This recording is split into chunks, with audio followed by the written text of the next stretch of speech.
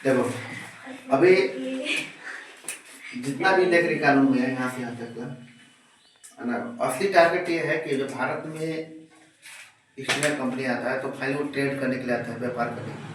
लेकिन last last होते होते तक वो क्या हो जाएगा, भारत से उसकी ट्रेडिंग पावर खत्म हो जाएगी और फाइनली वो एडमिनिस्ट्रेटिव बॉडी बन जाएगा। ठीक है ना, हम चलेगा।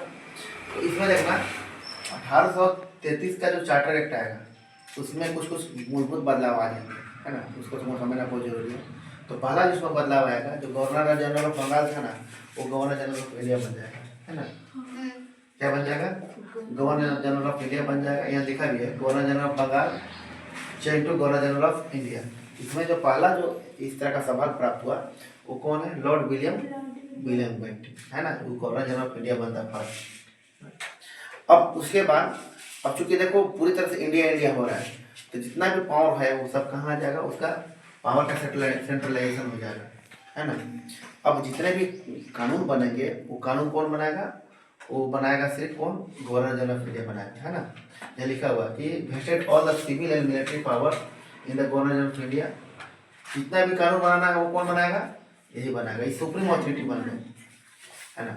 अब इन ऑफ कमर्शियल मोनोपोली जो ईस्ट इंडिया कंपनी है उसका मान लिया 1800 कितना था, 1813 में तो कुछ बचा हुआ था ना कि आप ट्रेड करेंगे चाइना के साथ में या फिर चाय बेचेंगे, लेकिन वो इस बार खत्म हो गया है, इसका मोनोपोली पूरे तरह खत्म हो गया है ना। चाइना और जो चीन टी बनाता, टी का जो ट्रेड करता था वो खत्म हो गया है। अब वो क्या हो गया, वो फाइनली क्या बन गया, वो एडमिनिस्ट्रेटिव बॉडी बन गया है ना, प्योरली एडमिनिस्ट्रेटिव बॉडी बन गया है। उसका जितना भी कमर्शियल है वो पावर सीज कर लिया जाता है। उसके बाद देखिए ये एक लेजिस्लेटिव पावर जनरेट होता है किस में, तो ये जो बॉम्बे और मद्रास का जो गवर्नर होते हैं उनकी जो लेजिस्लेटिव पावर खींच ली जाती है और फाइनली जो पावर आ जाता है वो गवर्नर जनरल ऑफ इंडिया के पास आता है। और वही है कि क्या करेगा कि हर एक टाइप का कानून वही बनाएंगे, गवर्नर जनरल ऑफ इंडिया बनाएगा, है ना। इसी से आगे जोड़ा देखिएगा कि कानून के दायरे में एक पहला टाइम जो सबसे चेंज आया था वो लॉर्ड मैकाले का था।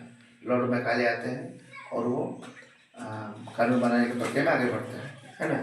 ये देखो, फिर फर्स्ट टाइम लॉ कमीशन बनता है उस टाइम में। और उसके बाद एक और उसमें जो आया था कि फर्स्ट टाइम भारत में कंपटीशन सबके लिए खोल दिया गया था, प्रयास किया गया था, लेकिन बोर्ड ऑफ डायरेक्टर उसको एक ये अपोज करते हैं, विरोध करते हैं। तो फाइनली ये भी अटेम्प्ट को खत्म कर दिया जाता है कि नहीं, अब वो नहीं करते, है ना। लास्टली जो सबसे इम्पोर्टेंट था कि एबोलिशन ऑफ स्लेवरी। इसमें क्या हुआ कि जितने गवर्नमेंट बॉडी था सबको बोला गया कि आप क्या करेंगे कि भारत से स्लेवरी को खत्म करेंगे। क्या करेंगे? स्लेवरी को, दास प्रथा को खत्म करेंगे।